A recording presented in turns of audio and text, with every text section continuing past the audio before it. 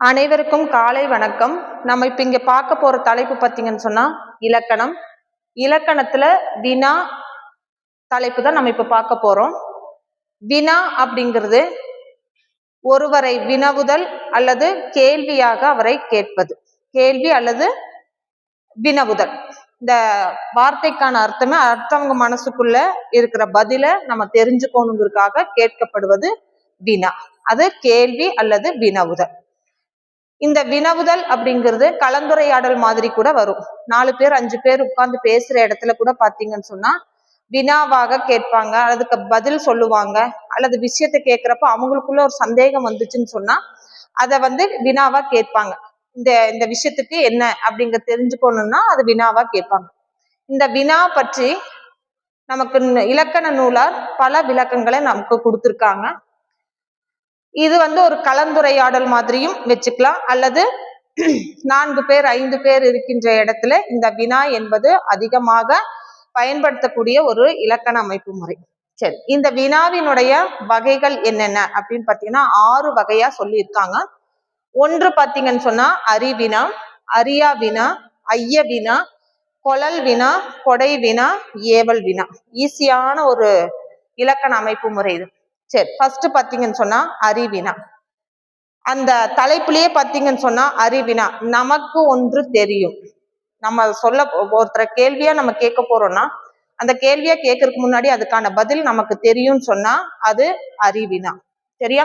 இது பொருத்தமா யாருக்கு வரும்னு சொன்னா ஆசிரியர் மாணவனை பார்த்து ஒரு கேள்வி கேட்கிறாங்கன்னு சொன்னா அந்த கேள்விக்கான பதில் யாருக்கு தெரியும்னு சொன்னா முதல்ல ஆசிரியருக்கு தெரிஞ்சிருக்கணும் இல்லையா? அப்போ அதுதான் இந்த இடத்துல அறிவினா அப்படின்னு சொல்றோம். அடுத்தது பாத்தீங்கன்னு சொன்னா அறியா வினா அப்படின்னு சொன்னா இந்த விஷயத்துக்கு எப்படின்னு சொன்னா எனக்கு அந்த பதில் தெரியாது, அந்த பதில் தெரியாது. அப்ப பதில் தெரியாத இடத்துல ஒரு சந்தேகமா மாணவன் ஆசிரியரை பார்த்து கேள்வி கேட்பது. இந்த அறிவினா அப்படிங்கிறது பாத்தீங்கன்னு சொன்னா இந்த புத்தகத்தை எழுதியது யார் அப்படின்னு சொல்லி ஒரு எடுத்துக்காட்டு. இந்த சான்று பாத்தீங்கன்னா அறிவினாவுக்கு இந்த புத்தகத்தை எழுதியது யார், அல்லது இந்த குறளை மொத்த குறளையும் எழுதியது யார் அப்படின்னு ஒரு கேள்வி ஆசிரியர் மாணவனை பார்த்து அது மாணவனுக்கு தெரியாது, ஆனா ஆசிரியருக்கு அதுக்கான பதில் தெரியும். அது அறிவினா. அறியாவினா அப்படிங்கிறது அதே ஒரு விஷயத்த இந்த பாடலுக்கு பொருள் என்ன அப்படின்னு சொல்லி ஒரு மாணவன் ஆசிரியரை பார்த்து கேட்கின்ற பொழுது அவனுக்கு அதுல என்ன விஷயங்கிறது பொருள் தெரியாது. பொருள் தெரியாத இடத்தில் தெரிந்து கொள்வதற்காக ஆசிரியரை பார்த்து கேட்பது அறியாவினா. ரெண்டுக்கும் வித்தியாசம். இது தெரிந்து கேட்பது, இந்த பாடலுக்கு பொருள் என்ன என்று கேட்பது ஆசிரியர். அறியாவினா அப்படிங்கிறது மாணவனுக்கு தெரியாது, அது ஆசிரியரை பார்த்து கேட்பது அறியாவினா. ஐய வினா. இந்த ஐய வினா என்பது ஒரு சந்தேகம். உண்மை பொருள் என்ன என்பது நமக்கு தெரியாது. நம்ம தூரத்துல ஒருத்தரை பார்க்கிறோம், இவரா அவரான்னு ஒரு சந்தேகம் இருக்கும். அல்லது நம்ம இருட்டுல ஏதாவது ஒரு இடத்துல ஒரு விஷயத்த பார்க்கிறோம், அது ஏதோ ஒரு நெளிதல் தன்மையில கூட இருக்கலாம், பாம்பு மாதிரியோ கயிறு மாதிரியோ ஏதோ ஒண்ணு இருக்கலாம்.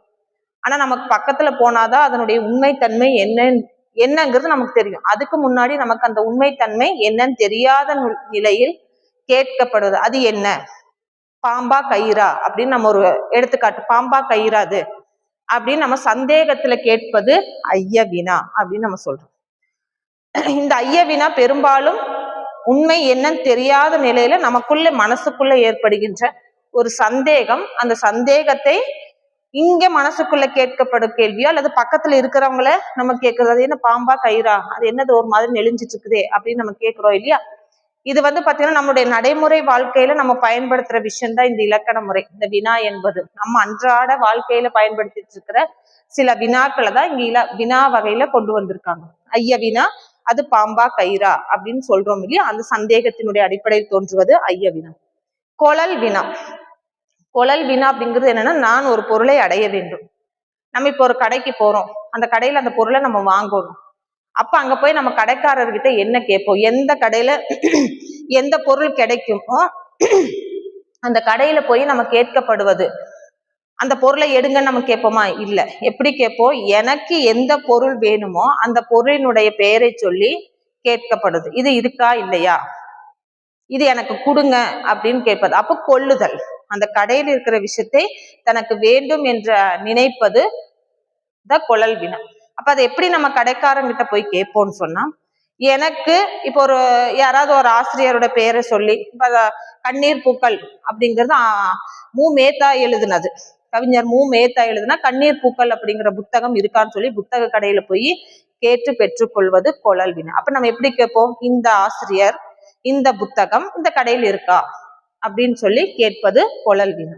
அடுத்தது பாத்தீங்கன்னு சொன்னா கொடை வினா. இது கொடுக்கணுங்கிற எண்ணத்துல நம்ம ஒருத்தரை கேட்கிறோம். இப்ப நம்ம வீட்டுல வேலை செய்யறவங்க அல்லது நம்ம தோட்டத்துல வேலை செய்யறவங்க, நமக்கு கீழே வேலை செய்பவர்கள் கொஞ்சம் வறுமையில் இருக்காங்கன்னு சொன்னா அவங்க கிட்ட அந்த பண வசதி இல்லை.